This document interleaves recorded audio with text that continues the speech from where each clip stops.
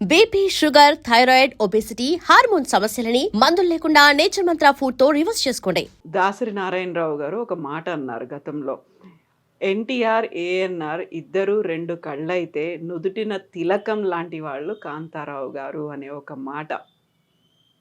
ఆ మెమరీస్ని గుర్తు చేసుకుంటే ఆ కాలంలో నాన్నగారు తెలుగు సినిమా పరిశ్రమలో ఒక తెలంగాణకి చెందినటువంటి ఒక కళాకారుడు, ఒక తొలితరం హీరో అని చెప్పి కత్తి యుద్ధాలు ఇవన్నీ చేస్తున్నప్పుడు ఏమనిపించేది మీరు నాన్నగారిని తలుచుకున్నప్పుడు ఆ స్టేజ్లో మీ స్కూళ్ళకి వెళ్తున్నప్పుడు?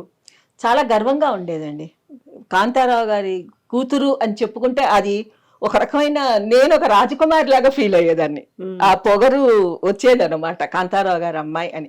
కాంతారావు గారికి పొగరు లేదు, కానీ నాకుండేది, ఆ గర్వం ఉండేది. ఎందుకంటే మరి అంత గొప్ప వ్యక్తి కడుపుని పుట్టినందుకు ఇంత కూడా గర్వం లేకపోతే ఎట్లా చెప్పండి? తప్పకుండా అది వచ్చేస్తుంది.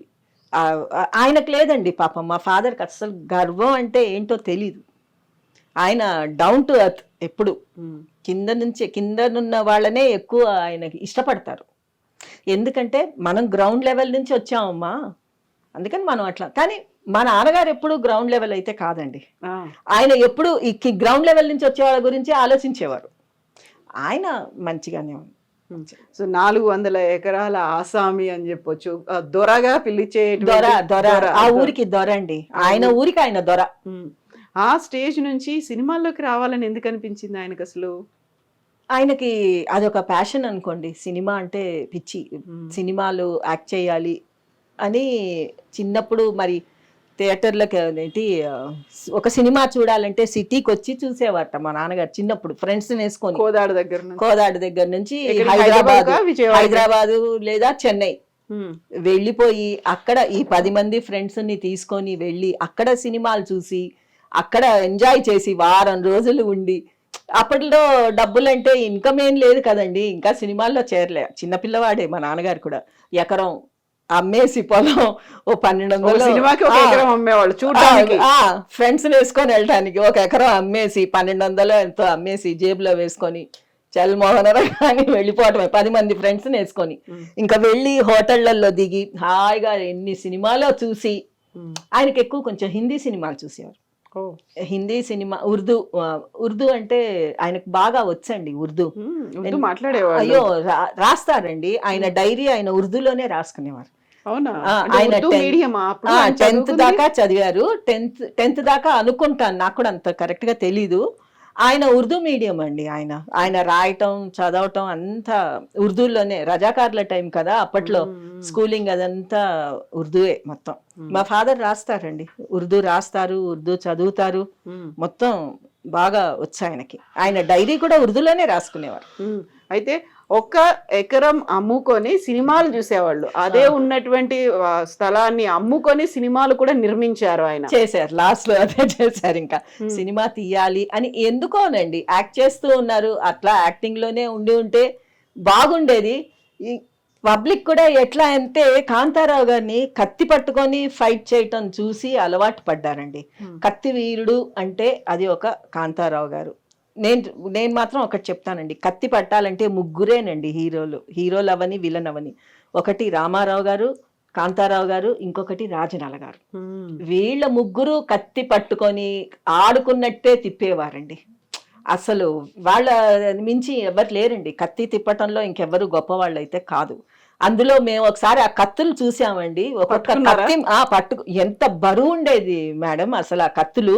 అది పట్టుకోవాలంటేనే అంత బరువు ఉంటే వీళ్ళు పట్టుకొని సునాయాసంగా చెయ్యి తిప్పుకుంటూ ఫైట్ చేసేవారు అంటే నిజంగా అది మాత్రం ఏదో మిరాకిల్ శక్తి ఉండేది. అంతే, అది ఒక శక్తేనండి. లేకపోతే మేమే ఎత్తలేకపోయేవాళ్ళం అండి. చాలా బరువు ఉండేది. పెద్ద అయిన తర్వాత కూడా మా దగ్గర ఉండేవి కొన్ని కత్తులు. పట్టాలంటే చాలా వెయిట్ ఉండేది. ఎట్లా నాన్న మీరు ఎట్లా ఎత్తారంటే వచ్చేస్తుందమ్మా అంతే. ఆ టైంలో ఎనర్జీ వచ్చేస్తుంది ఆటోమేటిక్ గా. ఆ ఎనర్జీతో పాటు చెయ్యాలి అని ఒక పట్టుదల అండి.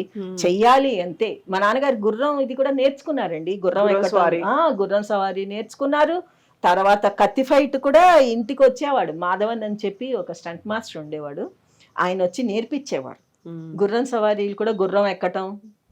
మా నాన్నగారు అన్నిటికంటే రాజకుమారుడు అంటే నిజంగా రాకుమారుడేనండి. మంచి అందగాడు. మా ఫాదర్ అందం మాకెవ్వరికీ రాలేదు కానీ నిజంగా అందగాడండి మా నాన్నగారు మాత్రం. పాపం పబ్లిక్ కూడా మేము ఏదైనా ఊరు వెళ్ళేవాళ్ళం అండి. ఊరు వెళ్ళేటప్పుడు కార్ ఇట్లా ఆపితే చాలు కార్లో వెళ్ళేవాళ్ళం. మా ఫ్యామిలీ ఫ్రెండ్స్ కూడా ఉన్నారు, మా పెద్దోదిన వాళ్ళ పేరెంట్స్, మేము కార్లో వెళ్ళేవాళ్ళం. వెళ్ళినప్పుడు ఎక్కడైనా ఊర్లో కార్ ఆపితే అది తమిళనాడు అయినా సరే వాళ్ళు ఏం గుర్తుపడతారండి, అడే అడే ఆంధ్ర ఎంజీఆర్, ఆంధ్ర ఎంజీఆర్. మా నాన్నగారికి పేరు ఆంధ్ర ఎంజీఆర్, ఆంధ్ర ఎంజీఆర్ అని పేరు వచ్చింది ఆయనకి. ఎందుకంటే కొంచెం సైడ్ కట్ వాళ్ళకి ఎంజీఆర్ లాగా కనిపిస్తారు అని చెప్పి వాళ్ళు ఆంధ్ర ఎంజీఆర్ అని చెప్పి ఏమి గుర్తింపండి అసలు. అభిమానులండి, పిచ్చ అభిమానులండి. మా నాన్నగారికి ఆస్తి అంటే ఏది లేదండి, ఆయన అభిమానులే ఆయనకు ఆస్తి.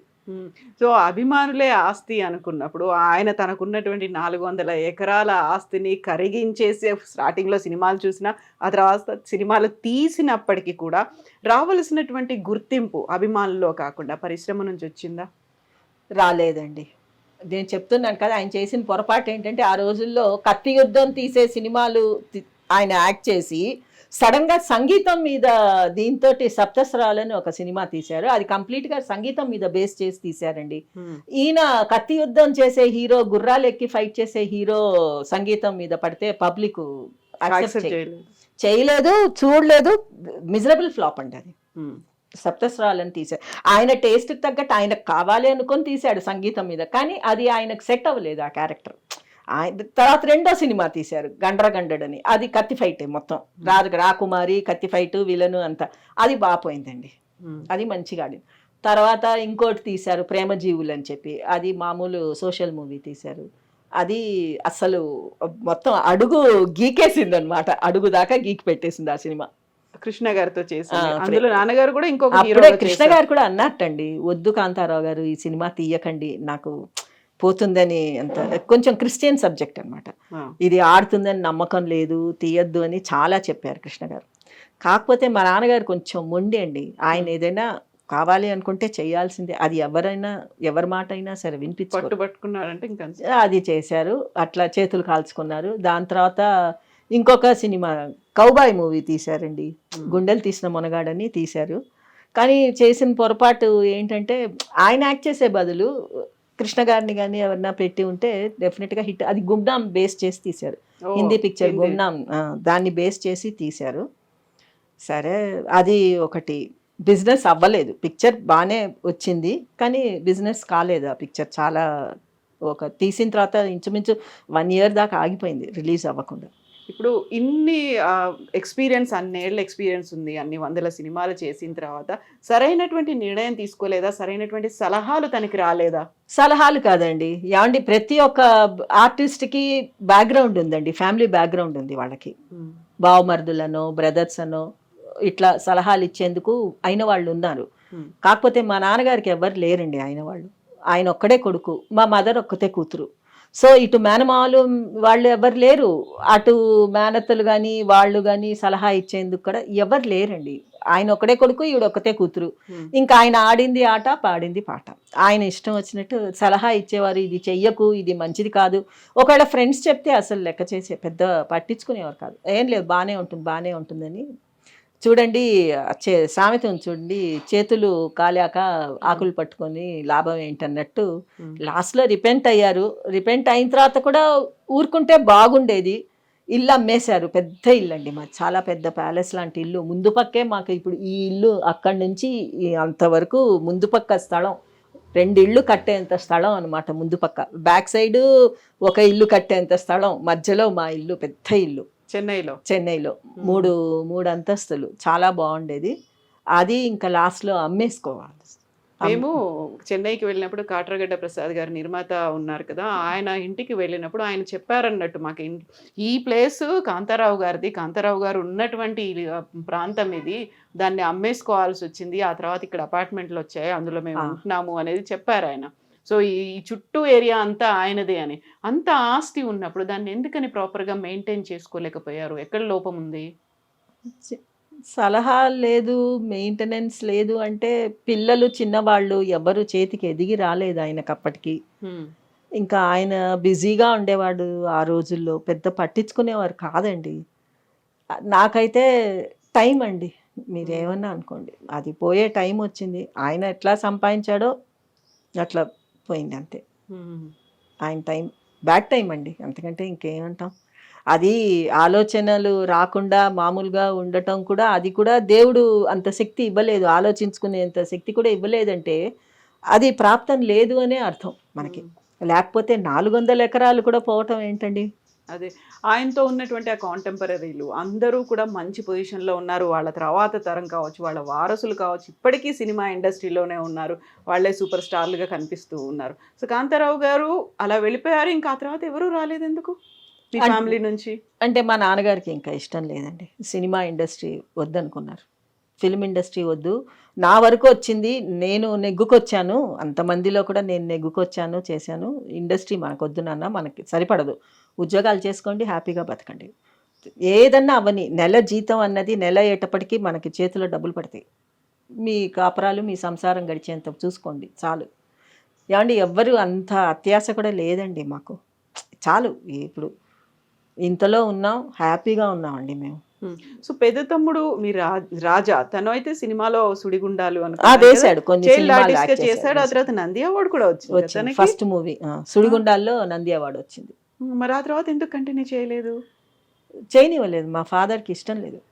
ఆయనకి ఇండస్ట్రీ వద్దు అనుకున్నారండి. ఇంకా ఆయన అంటే నెగ్గుకొచ్చారు, ఇప్పుడు పిల్లలు కష్టం అవుతుంది, నెగ్గుకు రాలేరని చెప్పి ఆయన దూరపు ఆలోచన ఏంటో తెలియదు అనుకోండి, వద్దు అనేసి ఆపేశారు. వద్దు నాన్న అన్నారు, మీరు చదువుకోండి, మీకు చదువు ఎంత చదువు, ఆ చదువులు కూడా ఎక్కువ ఏం చదవలేదులేండి, చదువుకున్నంత మట్టుకు చదువుకున్నారు, అయిపోయింది.